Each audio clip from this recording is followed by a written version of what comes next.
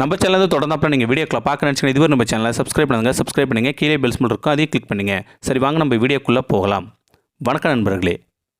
மீனாவுக்கு வயது 38, திருமணமாகி 15 வருடங்கள் ஆகிவிட்டது. கணவர் முரளி கடந்த 6 ஆண்டுகளாக துபாயில் வேலை பார்த்து வந்தார். வருடத்திற்கு ஒரு முறை மட்டுமே வீட்டுக்கு வருவார். ஆரம்பத்தில் எல்லாம் சாதாரணமாக இருந்தது. தினமும் வீடியோ கால், நீண்ட பேச்சுக்கள், சிரிப்புகள். ஆனால் ஆண்டுகள் செல்ல செல்ல அந்த அழைப்புகளும் குறைந்தன. வேலை அதிகம் மீனா, பிறகு பேசுகிறேன் என்று முரளி சொல்லிவிட்டு அழைப்பை முடித்து விடுவார். மீனா புரிந்து கொள்ள முயன்றாள்.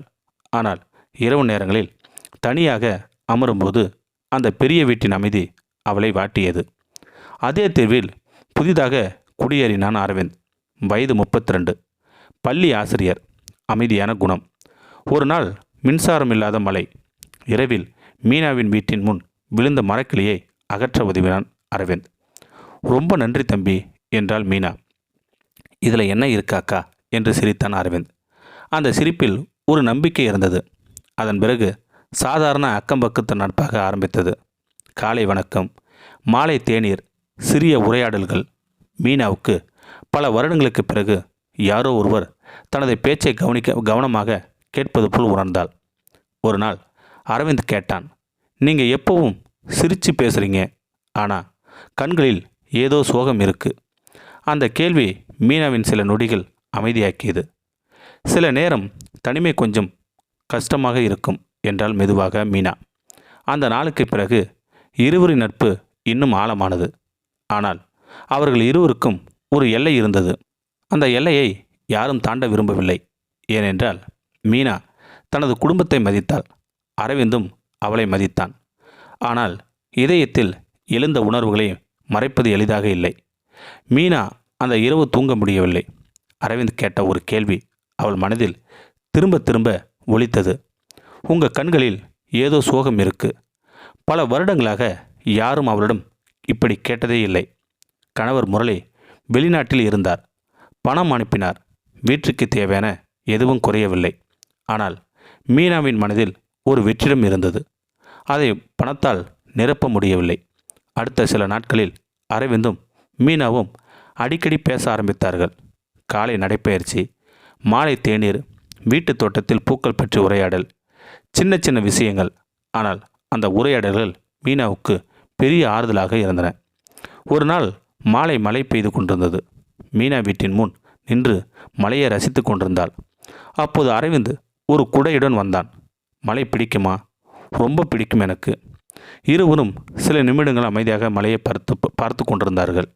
பேச்சு இல்லை. ஆனால் அந்த அமைதியே பல வார்த்தைகளை சொன்னது.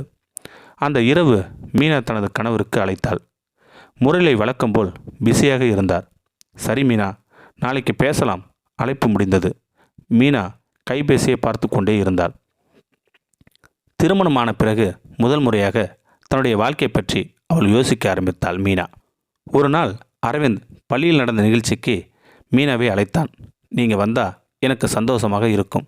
மீனா சென்றாள். நிகழ்ச்சி முடிந்த பிறகு அரவிந்த் மாணவருடன் பேசுவதை அவள் பார்த்தாள். அவன் நல்ல மனிதன், மற்றவர்களை மதிக்கும் மனிதன். அதுதான் அவளுக்கு மிகவும் பிடித்திருந்தது. நாட்கள் மாதங்களும் மாறின. ஒரு மாலை அரவிந்த் சொன்னான், மீனா, ஒரு விஷயம் சொல்லணும். அவள் அமைதியாக பார்த்தாள். நம்ம நட்பு எனக்கு ரொம்ப முக்கியம் எனக்கு. ஆனால் சில நேரம் நான் உங்களை நினச்சிக்கிட்டே இருப்பேன். மீனாவின் இதயம் வேகமாக துடித்தது. ஆனால் அவள் எதுவும் பேச விரும்பவில்லை. அன்று இரவு அவள் நிறைய யோசித்தாள். அரவிந்த் மீது அவளுக்கு இருந்தது வெறும் நட்பா அல்லது அதைவிட ஆழமான உணர்வா? அவளுக்கே பதில் தெரியவில்லை.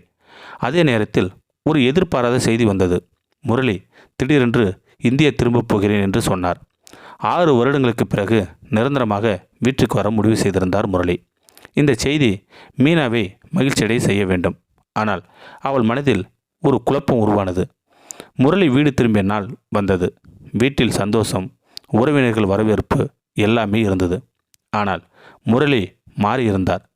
வெளிநாட்டு வாழ்க்கை அவரை மிகவும் கடினமான மனிதனாக மாற்றியிருந்தது. சில நாட்களுக்கு பிறகு மீனா ஒரு உண்மையை உணர்ந்தாள்.